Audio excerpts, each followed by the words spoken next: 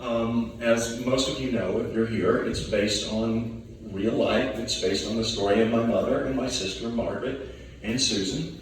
And it's based on very sad events that happened that were sort of tempered and leavened and made possible to get through it by humor and sense of community. And that's what I'm going to talk about today. We'll go back 30 years when I was a child. And, I have some pictures. These are just random pictures. Stories go along with them. It's just stuff that happened. That whenever anyone asks me, how does this still have the vibrancy? Why will people still come and hear me talk about this? Why do people still see the movie and do the play and all of that? And frankly, I don't have an answer. I may try to give you some possibilities of why today, but anyway, let's go. We wound up in Natchitoches in 1966. That was a very, very momentous year for the family, because in the summer of 1966, this was before we had gone to school, and this is before we had our community of friends, and this is before any of that. Susan became diabetic. Hello? Yeah, became diabetic. And at age 12. It was a situation in my family. I didn't know this, but my mother was particularly devastated because on her side of the family, there had been a lot of diabetes that she had never even talked about. I didn't know till I was going through stuff and talking to cousins that her brother died in the 40s. He was diabetic. Her mother, my grandmother, had become diabetic. So it was this specter that when it happened, it was very sobering for the family, not for Susan. Susan was not going to let it slow her down for 1 second. Normality was actually the most important thing to her, like Shelley. And so she rose with it. She wanted to be a majorette, and Mama said, no, you're not going to do that. You'll be marching. You'll be marching in Louisiana has a million festivals. You're going to be stomping through the downtown of Swalley and every place else in the heat. And she said, no, I'm going to do it. So my mom, and I just found the majorette uniform not too long ago. My mom sewed a little pocket in the thing so she could. I saw Sharon Stoker this morning, one of her fellow majorettes, who she adored, but so she could have candy in case she had started having a diabetic reaction. So Susan, nothing was going to slow her down. She went to nursing. They do their clinical in Shreveport. In Shreveport, she met a guy, a guy who was going to be a pediatrician. I don't know what you call him, Pat Robinson. And it was very moving to read that letter where she writes Mama and says, because I'd never seen these letters before, where she says, I met a guy, he's really cute, I hope he likes me. And they got married, and it was just completely thrilling. It was a wonderful ceremony, everything was great. There had been, and I remember discussions, or walking in on discussions that would cease the moment I would enter the room, between Mama and Susan about children, babies, diabetes, all of that. And Susan was not going to be moved. Her thing was to be a mom. And she tried and tried and tried, and eventually she did. She became pregnant. My mom, all the women of the community, everybody surrounded and said, this is so wonderful, this is great. And she had Robert. That changed. Robert was so tiny, his head was like a tennis ball. Mama said that when you held him, you couldn't tell that you really had anything in your hand because he was so little. Let's see if we have, well, that's Susan. That's Susan and Robert. And she was so thrilled. She had her son. And Robert was in intensive care for a long time, several months. And Susan was also in and out. She had her difficulties. I had gotten a job doing summer stock in Houston. Susan was in the hospital, and she checked herself out of the hospital in Shreveport. They were living in Shreveport at the time. Checked herself out of the hospital, got in her car, drove to Houston to see me do this show. And I said, well, why did you shouldn't be doing this? And she said, I've been praying for this for years. You think I'm not going to come see you dance? So that was Susan. What was happening was, unfortunately, her kidneys were starting to fail. And that was the difficulty that she was dealing with. So, we went through that entire drama. Those friends of the family who were here remember those times, and we were tested, and it was interesting because my mother said the buck stopped there. She was going to get the kidney. She was going to donate it, and they did. They gave the kidney. This is Robert and Pat and Susan shortly before all the difficulties began, or probably while the difficulties had begun. I hate it when I do that. Oh, it still works.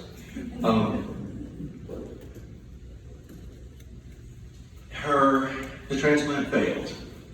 It was, you've seen the movie. You know what happened. It was, whatever the movie shows you, or the play shows you, it was 1,000 times more horrible for my parents. You cannot imagine what they went through. Yes, Pat, my former brother-in-law, Susan's husband, remarried 5 months after Susan's death. And lovely wife, and Robert now had a stepsister. But the day that I heard this 2-year-old call another woman mama, something happened inside. And it wasn't depression anymore. It was incredible. There was a lot of rage. There was a lot of stuff. And I went back to New York, and friends who were in the theater said, "You got to write about this. You just write it down." I said, he doesn't know. He's not going to know anything about his mother. He's not going to know anything about these wonderful women. Not going to know anything that happened, that went through, that they went through. And so they said, write him something. So I started out. I was going to write a short story. I'd never really written anything, and I started missing the wonderful sound of the dialect and the Southern dialect and the sense of these women and their wit and their sexiness and all those things. And so I thought, well, maybe I'll try to write a play. I had thought the whole thing through so long. I had lived with all this trauma that so it came out, and I knew exactly what I wanted to do. I wanted to sit in a beauty parlor. Because on Saturday mornings, all the women in the neighborhood disappeared and went back and came back with the same hairdo. But they were always in better moods. They were always in much better moods when they came back. And so I thought, well, this is where it should take place. And I had to create the characters. The character of Malin was fairly easy. I know my mother. The character of the daughter, I didn't know what to name people, because naming people is it's like naming a person. That's how you give life to a character. And I remember my mom had a cousin she liked a lot, a distant cousin named Shelby Jackson. So I thought, okay, the daughter will be Shelby. She will marry a guy named Jackson. That's how that happened. Wow. That's where that came from. Weezer, my sister's best friend, was this lady named Weezer from Shreveport. Not spelled the same way and not at all like Barry. And then Clary, I had an Aunt Clary that I loved. Robert Harling. No. Oh, We gotta get to the movie later. that's all right. You gotta do the film later. Oh, yeah, we got to do that. So that was just giving the background. The one little note about Weezer, this is the first time I've said anything. I've never told anybody who Weezer's based on. Most people in town can figure out everyone else. But remember, I've lived in many places, so it's not necessarily a Natchitoches person. But this is how life works. There was a woman that I could not stand. I could not stand her. And so I thought, I'm going to get my revenge. I'm going to write this evil woman and call her Weezer, and this is my revenge. And as Shirley MacLaine says, it's one of the most beloved characters she's ever played. People love Weezer, I guess, because of her honesty. So, Tommy says that we need to get to the movie. One last thing about Susan. When, after the transplant, she was supposed to go into the hospital for a little thing for dialysis, just to shift stent in her arm. It was supposed to take like 20 minutes, 30 minutes. And it was her birthday. And I had, she loved perfume. Her favorite perfume at the time was this stuff called Joy. It's called Joy. It's really, I couldn't afford the perfume, but I could afford the toilet water. And so I'd given her a bottle of toilet water, and I called her as they were getting ready to wheel her down, and just to make sure she'd gotten the Joy, the perfume. And she said, oh yeah, I got it. And we got the perfume. And she said, not only did I get it, she was in the hospital where she worked, so she knew everybody that was going to be in the procedure. She said, I completely sprayed my entire body with it. So when they roll me in, it'll just drive me crazy.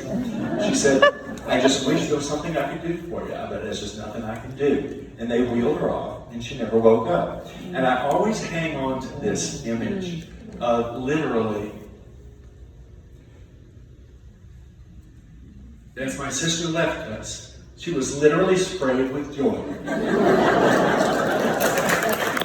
Sally's husband at the time had worked with this young actress that had not really established herself at all, and said, it was Robert's sister, would you see her? She was out of town during the audition process making some movie about a pizza. And so she came in, and it was one of those, again, magic cosmic moments. She walked into the room and it just lit up. I mean, it's like somebody turned the lights up, and I went, oh, that's my sister. And it was just a wondrous ensemble of people. I had to get to work really fast. The question is, if you had to do anything over, what would you do differently?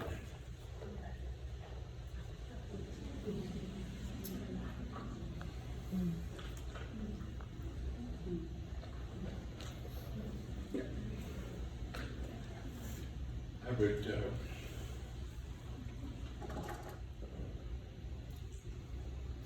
would go back to 1966. And I would let August pass and no diabetes. I would like that to happen. That's what I would change.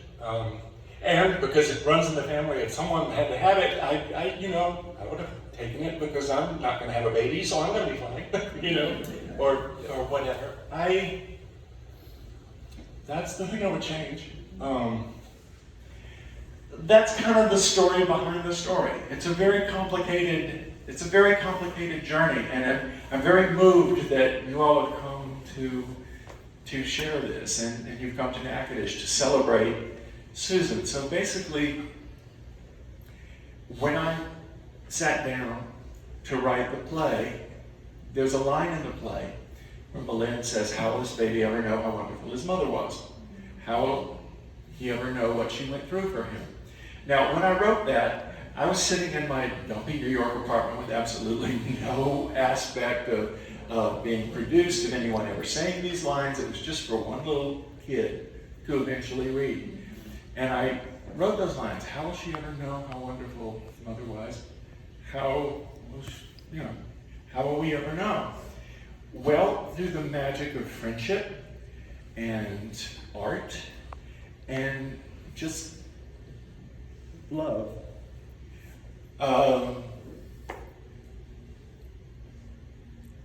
Thank you for remembering Susan.